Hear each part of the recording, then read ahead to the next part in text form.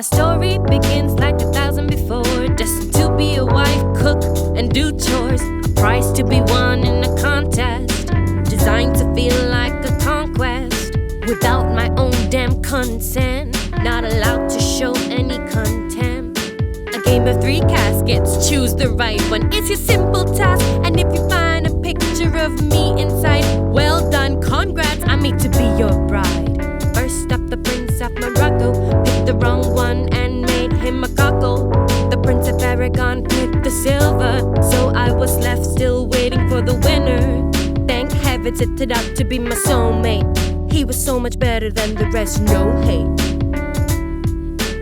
Oh, Bassiano, I love you so. Your music like a piano, I need you, bro. But then this man tried to woo me and spend a crap load of his money. Money that wasn't even his, irresponsible is what he is.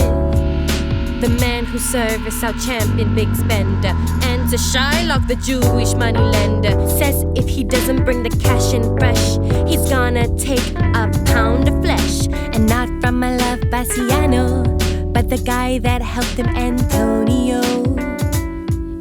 He knew that his ships were crashing. He knew this was his chance to cash in with Antonio, bro. He summoned them to court. A pound of flesh was the last resort. And here's where my great guys began. I had to step in disguised as a man who would turn their heads for a female lawyer. Cause I'm a chick, so I can't be a baller. Ay, so I took on the role of Balthazar, a boyish heartthrob bachelor. I offered him double, but the Jew wanted trouble. Give me the flesh instead, he said it's time to rumble. So boom, I came in with the technicalities, crafted rhetoric with synchronicity.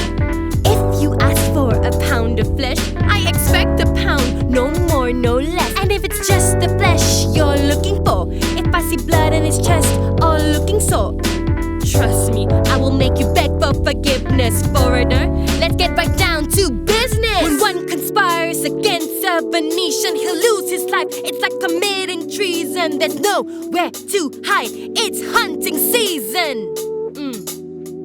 But the Duke was kind and spared his soul. I'm glad he was left with no pride and no goal. All of this possible, dressing like a dude. A woman in there sure would have been screwed. I lamb to the slaughter if she were a daughter.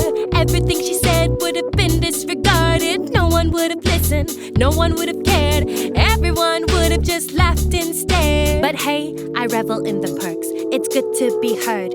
Being a man sure got its quirks, but the brain of a woman you should never besmirch. She was a dude. We flaunt the stash, we rock the stance, with socks in our pants. Testosterone talks and locker room bands. With masculine walks, we took a chance.